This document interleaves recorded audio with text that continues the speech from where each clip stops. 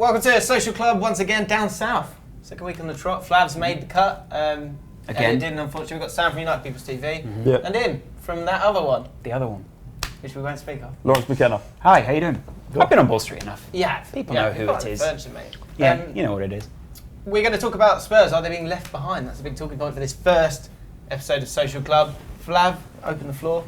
I think it might be a little bit early to say that we're being left behind. If you look at the deals that other clubs have done, Chelsea, United especially, have spent a lot of money. United essentially buying the league, aren't they? So you're right. You're going to argue that one. You're right, they are just spending a lot initially. They're not buying the league. Coming through. Well, you spent enough money to buy the league, but this isn't about United. Exactly. Do you think that's a fair comment initially, that you could say that Spurs are being left behind because they haven't spent that much money on any marquee signing so far? Perhaps, but or it could be a part of a deliberate plan. We've identified our targets. All of this is conjecture because no one really knows what goes behind the club. Welcome. Yeah, you can do that thing where you say fans don't know anything. Fans don't know anything at all. But yeah, so we've signed Janssen, 17.5 million. It looks a bit like a kind of Moneyball style signing because he was brought in for an amazing second half of the season that he had at AZ scored something like 27 goals in the second half of the season. Incredible. It looks like a good backup for Kane. Wanyama fills a hole that we needed to fill. And we are children. And so it looks all right. We had a very strong first 11. Our squad needed to be supplemented, and we have supplemented it. So I think it's a bit unfair to say we're being left behind currently. We can't spend what United are spending. We can't spend what Chelsea and Arsenal inevitably will spend. Not yet. No. But then the long-term plan is to be able to spend more money when the new stadium comes, right? I think that the amount of money generated by a new stadium is going to pale into insignificance by TV deals. I don't think a new stadium really adds a great deal. Although it gives you stability, right? Yeah. I mean, it gives you a basis to build from. Yeah. And the point would also be, we've not even seen them play. I mean, a couple of pre-seasons? They've lost both. But then, United haven't had the most glittering of pre-seasons. I don't know any club that's really looked And how many pre-seasons have you had where we've lost every single game and then had an amazing season? Vice versa. That's exactly what happened last year with Van Gaal. We won every single game, and then we had the season we had. So the pre-season doesn't really... it's not the prelude to what's coming. It's got to be taken in its own little bubble. And it's just about performances and fitness, isn't it? I think, just to go back to the point, the Pochettino has an insistence on youth. And some of the youth players that came in didn't perform. Okay, and we've got essentially three centre-backs in Vertonghen, Alderweireld and Wimmer who are capable. But after that, more than capable. Yeah. They're very good defenders.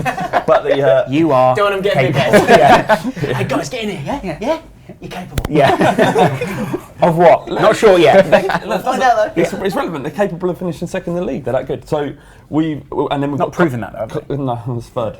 I've done that 2 weeks ago. Yeah. Oh god, it still isn't real for me. It still isn't real. Anyway, it doesn't really matter though, does it? So looking back on that season and then moving on to this season, what should Spurs be going for this season? Should they be going for the title again, or are they just top four? Where do they fit in with all these teams spending so much money? Of course, you got aim for the title, considering they were going toe-to-toe with Leicester for so much last season. I personally Would you agree with that? I personally had Spurs down as one of my favourites going into this season. I think it's an unrealistic expectation to expect us to compete in the Champions League and win the league without spending another 100 million.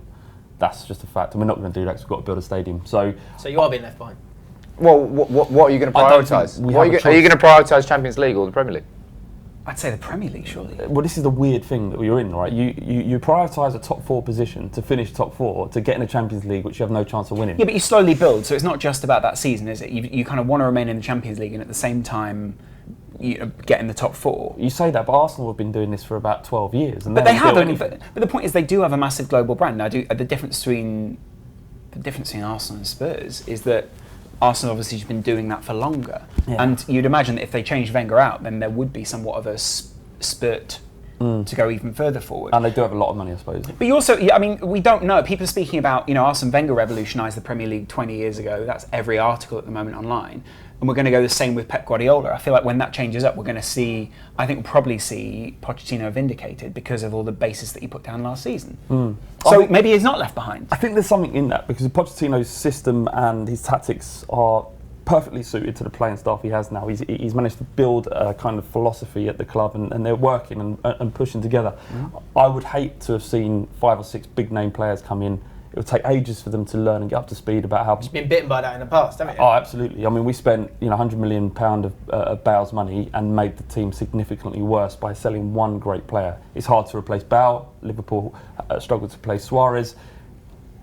So actually bringing in lots of players on a lot of money has the risk of unsettling the club. So I don't want to see that much more come in, to be honest. Look, do you think that's something that people are kind of missing the point of, when there is so much money in this transfer window, that people go, oh, if you're not spending, then you must be struggling, when actually they've just got a settled young team? But that is sort of the pitfalls of the transfer time. When there's if you are in a time of spending, which we definitely are at the moment, then people are of course going to be like, well, why aren't you spending? You should be spending along with us. But I was watching the film Moneyball last night, and there's a whole section where the radio is just saying they don't know what they're doing, all those kind of things. And actually, I think they stick to their philosophy, and in the end, they're vindicated. They don't win the league, but at the same time, there's a lot there for the fans to say that they set new records, all those kind of things. And I think that the coaching staff had faith in that system. The point is that also, and I think Wenger's going to be vindicated by this in the end. I think Spurs may also be vindicated by this. A couple of other sides who are being financially responsible will find that will, in the long term, serve them well. Because the money isn't always going to be there. That it's not. And as much as United spend 100 million right now, that's because they've been so far behind everyone else on other spending at other points and spent badly. Well, I mean, it's still, as a percentage, it's going to be basically what we spent on Varane. It's about 20% of our revenue. It's just ridiculous how much money we generate, so we may as well spend it. Yeah, but you say that, but my issue with that is less that I think United deserve that on merit for the way they've structured the club. I think a lot of other people were behind them at the time. Yeah. Liverpool fans used to mock United for how they sold out, but at the same time wanted to spend the same money as United. Yeah. So, it's that small C conservatism that a lot of people had is now essentially coming back to bite them. And Liverpool have had a history of having to, they keep buying, because they need 6 new players, because the squad's not been good enough. You buy, instead of buying one £30 million player who's going to change your club, a Suarez, you have to buy a Bruno Giroud, a David Ngog, and all these little guys that end up not being up to it. But I think that was part of the problem. But at the same time, I want to see a fair league, and I do think that if we base it completely on just spending power, then there is going to be an issue there. And I think there are certain bodies in football that are trying to make things more fair. And I think there are, obviously trying to find financial fair play, doing anything in the game right now is ridiculous. But at the same time, I do think that there are going to be changes to the way that players are traded in the next few years that will make the way that clubs spend their money and where they try and put their assets. How so? I think a lot of people are working on how freely players can move. And whether, so in the same way as the Bosman ruling was a while ago, I think there will be some legal changes, or they're pushing for legal changes, that basically mean that if a player does want to end his contract or does want to move on, there's not really any way that the club can get in his way, because apparently that might be convening or breaking specific European laws, which will make it great for England, because they're not going to be in it anymore. Just one final thing on Spurs being left behind. Ultimately, as a fan, I want to see a plan in place that people seem to be pushing and pulling in the same direction. For so long at Tottenham, there just seems to be like a director of football that's kind of not getting on with the manager. The scouting system's not really working. We're not finding the right players. For the first time ever, it feels like I've got a football club that's secure and doing the right things at the right time. And until that falls apart significantly and it will, because this is what happens at Spurs.